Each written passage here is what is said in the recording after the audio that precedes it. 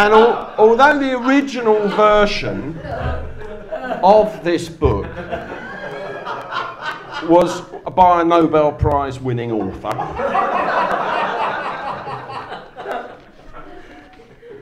4 pages. And it's quite a big print, obviously, with me being in my extreme 30s and everything. This is, yes, quite. This is an improvement on the original. It's got a better plot, it's got a better ending, and it's short. And the original won the Nobel Prize, so you can imagine how hot this is. It's burning my hands. It's called The Choirmaster. In a green and pleasant land, there stood a boys' school of great reputation, with a chapel with a vaulted roof and coloured windows, and from this chapel there issued the enchanting voices of its famous choir, who were coached and trained and led by their remarkable choirmaster. And it happened that this choir and its master were sent on a great expedition to sing in a distant land and to return with honours and prizes. But alas, upon their way, their ship sank in a storm, and the boys were miraculously swept onto a tropic island. They awoke upon a golden beach, no crew and no possessions, but were heartened to find that they were not entirely alone, for the Lord in his mercy had saved the life of their trusted choirmaster and saved them from the perils of their own devices. Well, I don't doubt that if you chaps were left to fend for yourselves, you'd make a right mess of it, laughed the choirmaster. But fortunately, an adult is present.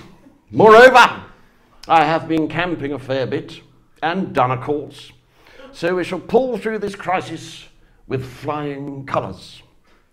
But what are we to eat, sir? The boys all asked him. There is food on this island in plenty, he assured them. There is banana, coconut, cassava from which sago can be made, fish, crustaceans, birds' eggs, and the tracks of wild pig.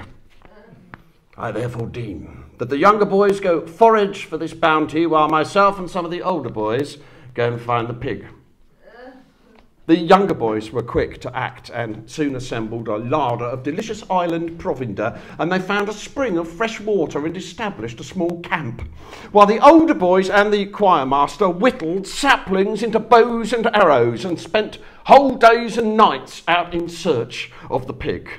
Sing up, the choirmaster told them, for they rehearsed every evening at dusk. Sing up and thank the Lord that an adult is present. Now, upon this island there blew 8 winds, one of which they noticed was cold and carried rain, which fell at night. Where are we to shelter, sir? The choir boys asked the choirmaster. You younger boys must go in search of bamboo stalks and palm fronds, the choirmaster ordered. From these you can wattle screens and weave a roof. Myself and the older boys, however, will keep a lookout for a cave. We're bound to find one while we're searching for that pig. Louder! He cried at choir practice that evening, and let's see if we can't flush that little bastard out of his hiding place.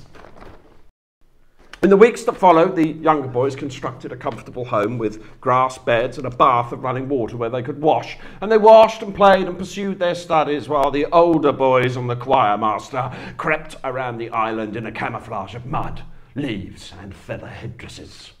But sir, asked one of the younger and more intelligent boys one evening after quite some time had passed, should we not send a signal for help? Impossible, answered the choirmaster. Could we not use the undamaged transmitter? Suggested the boy.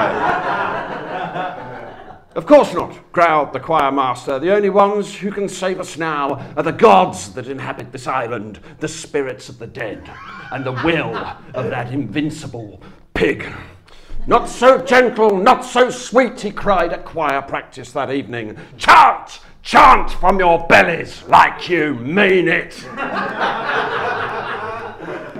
In the following months, the lives of the younger boys and those of the older boys seemed to diverge, for the younger boys stayed in their house and made pottery and sago, and established a signalling beacon on a hilltop with a fire ingeniously started with a spectacle lens, and held a little parliament which would gather at the sounding of a hollow shell.